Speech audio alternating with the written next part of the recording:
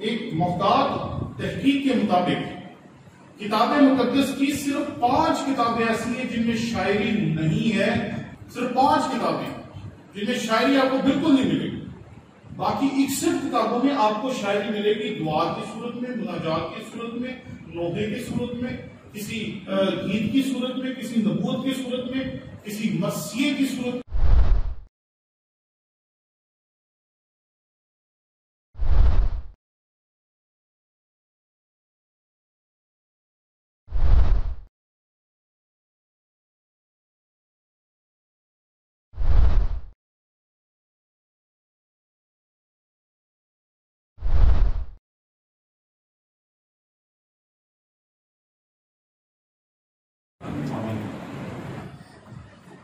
انسان جب بھی جذبات میں گر جاتا ہے تو اپنے جذبات کا اظہار کرنے کے لیے جس چیز کا سہارا دیتا ہے وہ اکثر شاعری، کیونکہ شاعری ایک ایسی صنف ہے ادب کی جس کے بیچ میں آپ بہت بڑے خیال کو ایک دریا کو کوزے میں قید کر سکتے.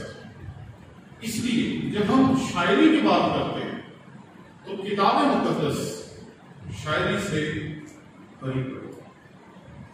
جب ہم کتاب مقدس کی تقسیم کرتے ہیں تو استاد اکثر کہتے ہیں کہ 5 کتابیں ہیں جن کے بیچ میں شاعری پائی جاتی اور باقی کسی کتاب میں شاعری نہیں پائی جاتی.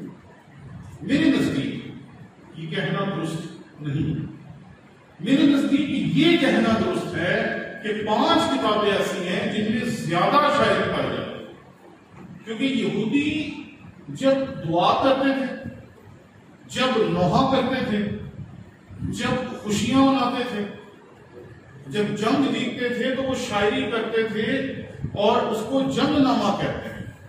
آپ کو بائبل میں سے ایسے واقعات ملتے ہیں کہ وہ جنگ جیت کے اس کے بعد خوشی کا اظہار کرتے ہیں.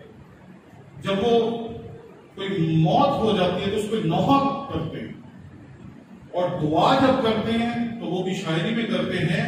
اور ایک خصوصی بات جو ہمیں اپنے سامنے ہمیشہ رکھنی چاہیے، انبیاء اکبر اور انبیاء اصغر میں زیادہ تر مواد جو ہے وہ نبوت ہے، اور نبوت کا زیادہ تر مواد جو ہے وہ شاعری پہ مبنی ہے. اسی لیے جب آپ اس کی تشریح کرتے ہیں تو اس کی تشریح تھوڑی سی عام زبان سے مشکل ہو جاتی ہے، کیونکہ وہ شاعری ہے، اس میں گہراؤ ہوتا ہے، اس میں قافیہ ہوتا ہے، اس میں ردیف ہوتا ہے، اس کے بیچ میں اشارے ہوتے ہیں، کنائے ہوتے ہیں، اس میں میٹافرز ہوتے ہیں، اور انسانوں کو استعمال کر کے آپ اپنے خیال کو دوسروں تک پہنچاتے ہیں. میں جب نظم، آپ نے لفظ اکثر سنا ہو، لفظ نظم کا مطلب ہے موتیوں کی لڑی، یعنی کہ الفاظ کو موتیوں کی طرح ایک لڑی میں پرو دے. لیکن جب ہم بات کرتے ہیں اس ادب کی جو ہم لکھتے ہیں، جس میں خطوط ہیں، درخواستیں ہیں، مضامین ہیں، ہر طرح کی تحریر ہے، تو ان تحریر کو ہم نثر کہتے ہیں. اب نثر جو ہے وہ نظم کے بالکل الٹ ہے. نظم کا مطلب ہوتا ہے جب الفاظ کو موتیوں کی لڑی کی طرف پرونا، اور نثر کا مطلب ہوتا ہے بکھرے ہوئے الفاظ. ہمارے ہندوستان میں اور پاکستان میں جو شاعری چلتی ہے اس کے بیچ میں عام طور پر قافیہ اور ردیف ہوتا ہے، یعنی کہ اس کا ایک وزن ہوتا ہے اور اس کا آخری الفاظ پہلے مصرے کے اور دوسرے مصرے کے عام طور پر ایک وزن کے اوپر ہوتا ہے. آپ نے پہلا مصرع دوبارہ پڑھ دیں، ادھر سے پڑھ دیں دوبارہ. ایسا علم عطا کر سانو کہ ہرے پرے ہو جائیے، ہرے پرے ہو جائیے. ایسا علم عطا کر سانو کہ بڑے کھڑے ہو جائیے، بڑے کھڑے ہو جائیے اور ہرے بھرے ہو جائیے. تو یہ قافیہ اور ردیف ہے، یہ ہماری ہند و پاک کی شاعری کا خاصہ. لیکن جب آپ عبرانی شاعری کی طرف جائیں گے تو اس کے بیچ میں آپ کو قافیہ اور ردیف نہیں ملتا، اس کے بیچ میں آپ کو خیال کو پیش کرنے کا انداز یہ اور ملتا ہے جس کو متوازیت کہتے ہیں. ہم اس کی طرف نہیں جائیں گے کیونکہ وہ لمبا ٹاپک ہے، وہ چھڑ جائے گا. میں یہاں 5 کتابوں کا ذکر کرنا چاہتا ہوں جس کے بارے میں ہم بچپن سے پڑھتے ہیں، ایوب، زبور، امثال، واعظ اور غزلات. اور بچپن سے ہم نے سیکھا کہ یہ 5 کتب جو ہیں یہ شاعری کی ہیں. اس کے علاوہ باقی جو بائبل کی کتب ہے وہ شاعری کی کتب نہیں. لیکن ایک محتاط تحقیق کے مطابق کتاب مقدس کی صرف 5 کتابیں ایسی ہیں جن میں شاعری نہیں ہے. صرف 5 کتابیں جن میں شاعری آپ کو بالکل نہیں ملے گی. باقی 61 کتابوں میں آپ کو شاعری ملے گی، دعات کی صورت میں، مناجات کی صورت میں، نوحے کی صورت میں، کسی گیت کی صورت میں، کسی نبوت کی صورت میں، کسی مسیح کی صورت میں. صرف احبار، روت، عزرا، حجی اور ملاکی، یہ وہ 5 کتابیں جن کے بیچ میں شاعری نہیں پائی جاتی. ان کے علاوہ جتنی بھی کتابیں آپ کو پرانے احکام میں اور نئے احکام میں ملیں گی ان میں کہیں نہ کہیں آپ کو شاعری ضرور ملے. جب ہم حکمت کی بات کرتے ہیں تو حکمت 2 طرح کی ہوتی ہے. ایک وہ حکمت جو روزمرہ زندگی سے تعلق رکھتی ہے، جو آپ اپنے بچوں کو سکھاتے ہیں، جو آپ امثال کی کتاب میں دیکھتے ہیں کہ جو صحیح تول نہیں رکھتا خدا اس کے ساتھ کیا کرے گا، جو جھوٹ بولتا ہے خدا اس کے ساتھ کیا کرے گا، جو بیگانہ عورت کی طرف دیکھتا ہے اس کے ساتھ کیا ہوگا. اور یہ عام ڈے ٹو ڈے لائف کی حکمت ہے، روزمرہ زندگی کی حکمت، جسے آپ روزمرہ زندگی میں سیکھتے بھی ہیں، سکھاتے بھی ہیں اور لوگوں کی خدمت میں پیش بھی کرتے ہیں. یہ حکمت ذاتیہ، لوئر وزڈم. لیکن حکمت کی ایک اور قسم جسے ہم کہتے ہیں ہائر وزڈم، حکمت عالی. اور یہ حکمت تب سامنے آتی ہے جب کوئی نوجوان بچہ موٹر سائیکل پہ جاتا جاتا کسی گاڑی کے ساتھ ایکسیڈنٹ ہوتا اور وہ مر جاتا، اور آپ خدا کے خادم ہوتے ہوئے جب اس کے گھر جاتے ہیں جنازے کے لیے تو اس کے ماں باپ کہتے ہیں بھائی صاحب ہم نے چندہ دیا، ہم نے بپتسمہ لیا، ہم نے ہر وہ بات پوری کی جو تمہارے مطابق اور خداوند کے کلام کے مطابق تھی، پھر ہمارے ساتھ ہی کیوں؟ ہمارے پاس کوئی جواب نہیں. جب کورونا شروع ہوا تو بہت سارے پادری صاحبان نے کہا کہ پادریوں کو نہیں ہوگا، یہ خدا کے خادموں کو نہیں ہوگا، یہ مسیحیوں کو نہیں ہوگا. پھر 2-4 پادری صاحبان جب مسیح میں سو گئے کورونا کی وجہ سے، تو پھر میں نے ان سے پوچھا انہی خادمین سے کہ اب کیا کریں. کچھ ڈاکٹرز نے بھی ایسے کیا، انہوں نے کہا کہ کورونا ایسے ہی ہے، تماشا. اور ایک ڈاکٹر تھا جو کہ یہ گردوں کے ٹرانسپلانٹیشن میں پوری دنیا میں بہت بڑا نام ہے، پاکستانی ڈاکٹر، اور وہ یہی کہتا رہا کورونا کچھ نہیں ہے، کچھ نہیں ہے. یہاں تک کہ وہ آئی سی یو میں پہنچ گیا اور آئی سی یو میں بھی اس نے یہی کہا کہ دیکھیے کہ میں آئی سی یو میں ہوں، میں بالکل ٹھیک ہوں، چائے پی رہا ہوں، میں یہ کر رہا ہوں، وہ کر رہا ہوں. چند گھنٹوں کے بعد وہ اسی جگہ پہ مر گیا. تو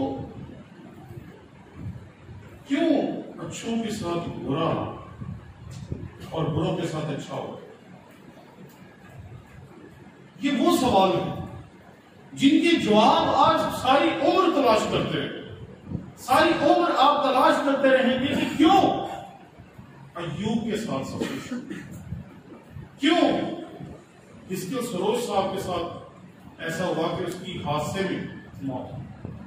خدا کا اتنا بڑا خواب ہے. ہم میٹرک میں تھے جب سے ان کے گیت گاتے ہیں، سنتے ہیں، ان کے گیت گا کر خدا ان کی پرستش کرتے ہیں. سنا ہو یاد ہے؟ I was very young جب یہ گیت آیا تھا، شاید میٹرک میں تھا میں جب یہ گیت آیا. کیوں اس کے ساتھ ایسا ہوتا کہ خدا کا خادم تھا، اس کی فیملی جا رہی تھی ہیلی کاپٹر میں بیٹھ کے کسی اور جگہ پہ عبادت کرنے کے لیے، ہیلی کاپٹر میں دھماکہ ہوا، وہ ہوا میں سارے مارے گئے. کیا ان کی نیت خراب تھی؟ کیا وجہ تھی؟ اسے ہم کہتے ہیں حکمت عالیہ. وہ باتیں جن کا جواب دینا ہمارے لیے بہت بڑا مسئلہ ہے، جن کے بیچ میں خدا کے خادم پھنس جاتے.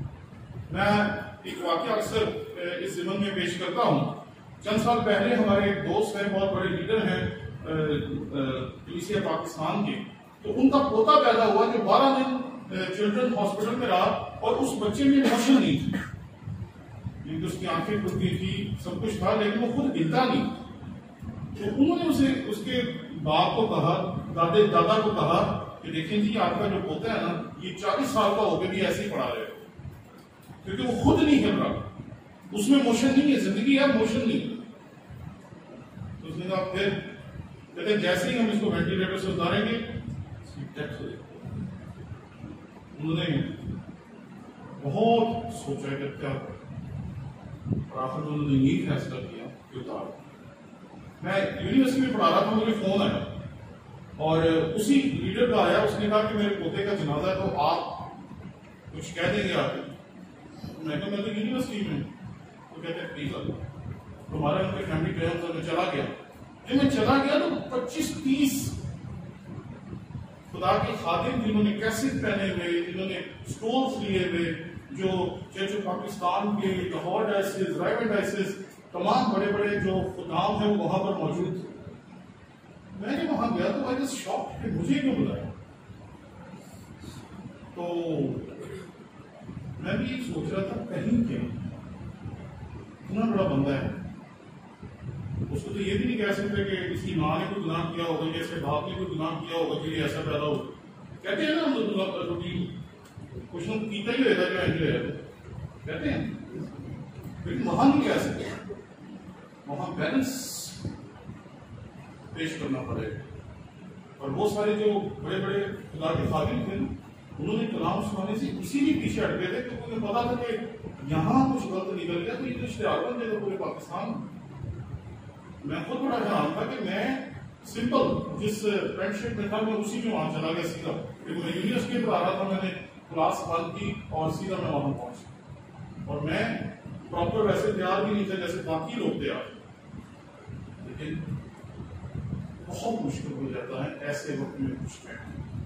جب آپ کے چرچ میں کوئی نوجوان بیٹا بیٹی جو بہت خدا میں سرگرم ہے، ہمارے اسٹوڈنٹس، ہمارے کئی اسٹوڈنٹس ہیں جن کی ایک بچہ تھا ہمارا آصف، بہت اچھا خدا کا خادم تھا اور تربیت حاصل کر رہا تھا. کورونا کے دنوں میں پتہ چلا اسے ہارٹ اٹیک ہو سکتا ہے. اس کا بھائی خدا کا خادم ہے اور اسے تسلی نہیں ہوتی. میں نے اسے خدا کو دے دیا اور پھر وہ کیوں نہیں ہو. یہ ہے حکمت آدمی کہ خدا ہی حکمت دے تو ہم اس کے بارے میں کچھ کہہ سکتے ہیں اور نہ ہم کچھ نہیں کہہ سکتے. تو یہ حکمت کی اقسام ہے. ایک وہ حکمت جو آپ کو ملے گی زبور میں، امثال میں اور غزلوں کو ذرا وائز میں اور ایوب میں حکمت عالیہ ملے گی. آپ وائز آپ کو بتاتا ہے اس دنیا میں سے کچھ نہیں لے کے جانا. آپ نے اس دنیا میں جو آپ لے کے جا سکتے ہیں وہ صرف یہ ہے کہ اپنی جوانی کی بیوی کے ساتھ خوش رہ، کھا پی جو کچھ ہے اسے انجوائے کر، یہی لے کے جانا. جتنا مرضی بھاگ لیں، دوڑ لیں، جو کچھ مرضی کر.